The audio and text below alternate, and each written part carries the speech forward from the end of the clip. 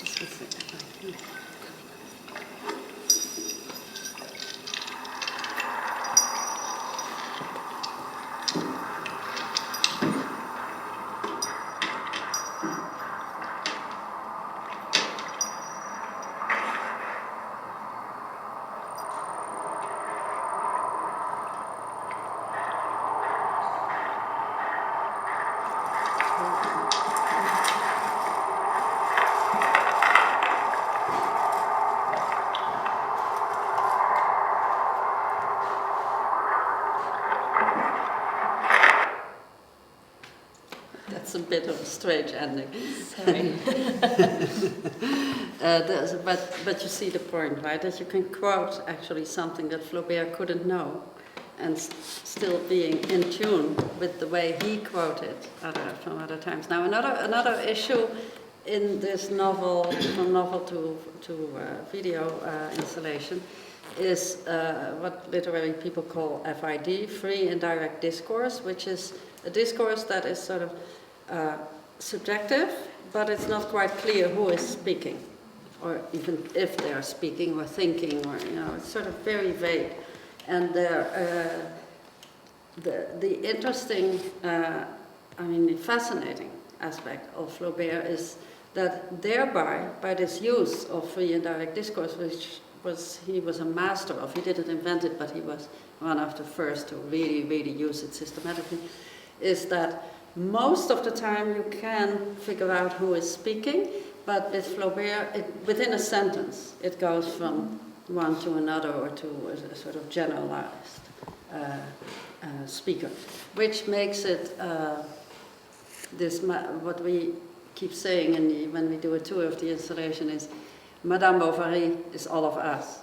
There is you cannot say it's just me, it can be anybody. Here you see, as an example, visual example of that, is that Charles is on television pushed by Emma's ambition, so he's enacting her ambition without it being his ambition. So that's already a sort of indirection of who speaks. And then he's completely not capable of doing it. Of course not. If it's somebody else's ambition, you wouldn't be able to do it well.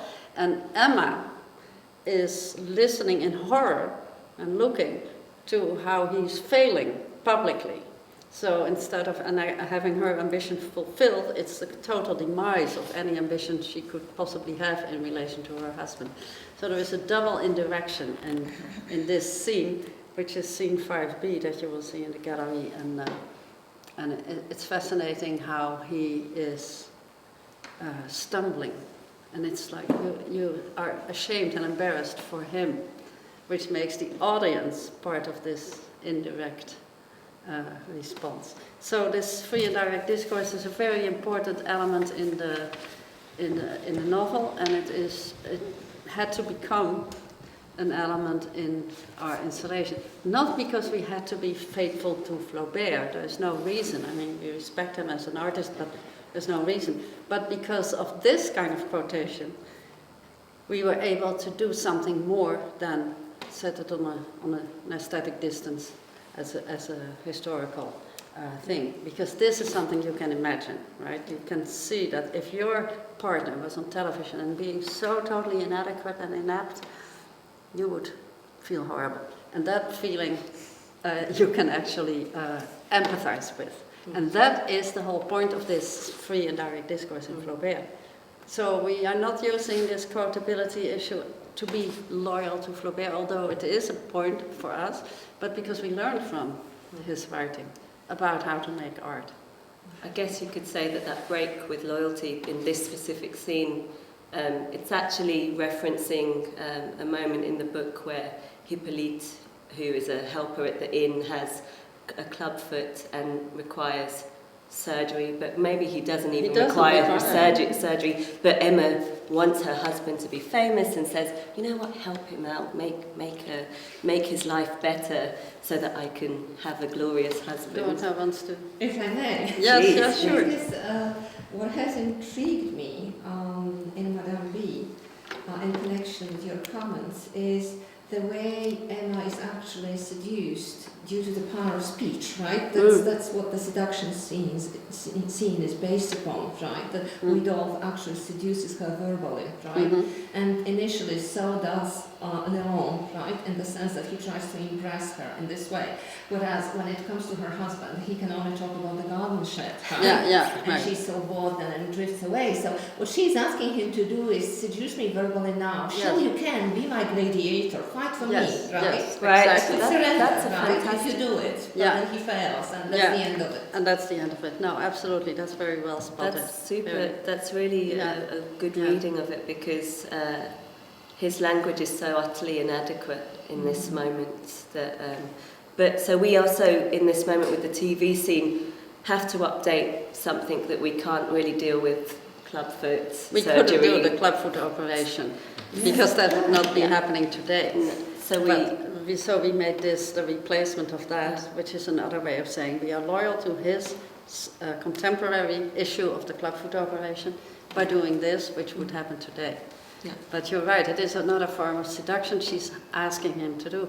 But pushed by Homais, the pharmacist, who tells her about this opportunity to appear on television, because Homais is this sort of perverse neighbor who is constantly pushing her to do things that are bad for her. So it's all in this indirection goes very deep, this free indirect discourse. And just a small detail which attracted my attention.